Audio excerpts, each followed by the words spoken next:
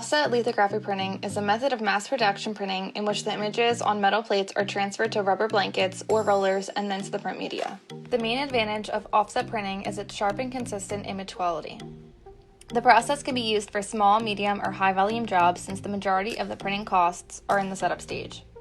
When it's time to print the artwork onto paper, each sheet is separated by forced air to ensure that only one piece of paper travels at a time.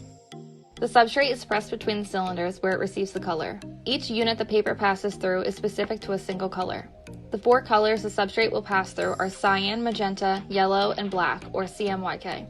Once the substrate passes through all the units, it is piled at the end of the press and prepared for the next step in our full-service print process. Offset printing is the cheapest method for producing high-quality prints in commercial printing quantities. If you want a special paper, finish, unusual printing surface, or unique size, offset printing still offers the most flexibility. If you would like to learn more about offset printing, please contact our team today.